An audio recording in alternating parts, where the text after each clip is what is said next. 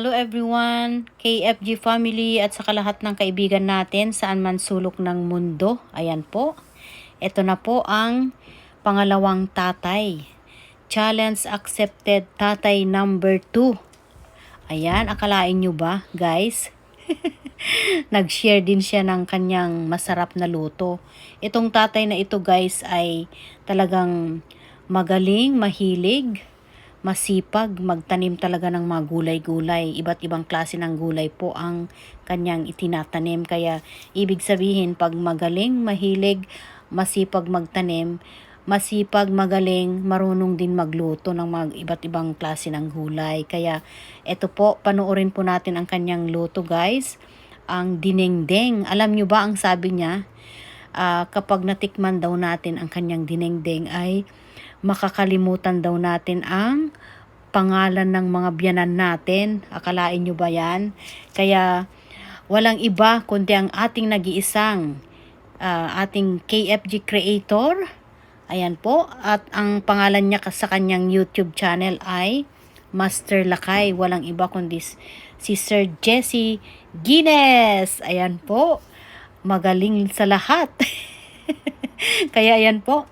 Panoorin natin ang kanyang luto at ako ay naglalaway na kasi alam nyo ba, ako rin na talagang mahilig din sa mga gulay-gulay na ganyan. Kaya tunghayan natin at panoorin po natin at gayahin natin kasi talagang delicious talaga ang mga gulay-gulay na ulamin mga lalabs. Ayan.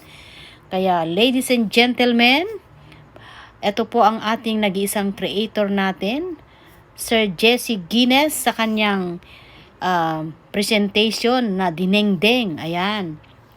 Kaya ito po, panoorin po natin guys. Ito na po. Ayan. Kaya dito na po ang ating nag-iisang creator, Jesse Guinness sa kanyang masarap, delicious na dinengdeng. Ayan po. Okay. Kaya panoorin natin guys. Hello everyone! Ito po ang aking recipe ngayon na tinatawag sa Ilocano ay dinengdeng. Sa Tagalog naman ay laswa. O siyempre, tubig, sibuyas, kamatis, pagpakulo. Nakahanda na rin ang mga gulay na ilalagay ko. Gaya ng bataw, sitaw at saka okra. Pagkakulo, lagyan ng bagoong or patis.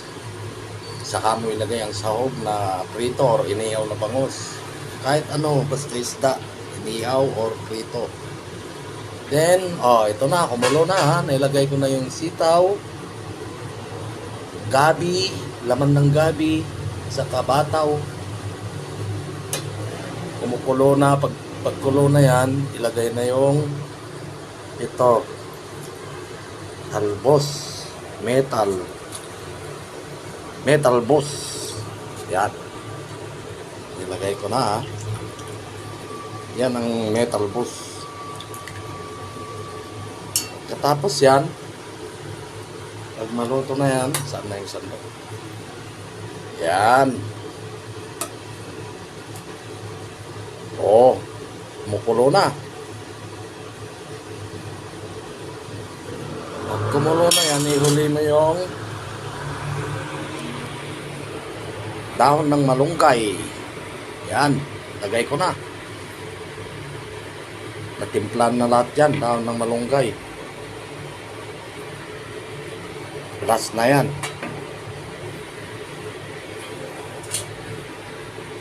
Yan. Pagkulo yan, pwede na. Nandyan na yung pritong bangus. Ayan ang laswa at dinengdeng ni Master B.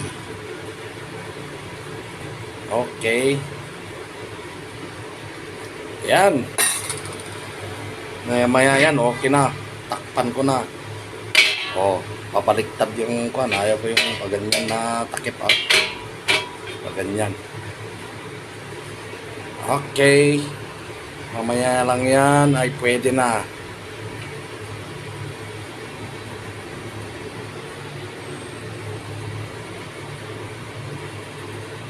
Dito lang makikita sa UP Diliman ang ganitong klase ng pagluluto. Okay, kumulo na ba? Ayan. Pwede na. Mga 3 kimbot na lang yan, pwede na. Kasi madali lang naman maluto ang dahon ng malunggay. Ayan, kumukulo na. At titikman natin. Wow! Masarap. Makakalimutan nyo ang pangalan ng inyong mga biyanan at matikman nyo ang luto ni Master B. Okay, thank you very much. Thank you for watching.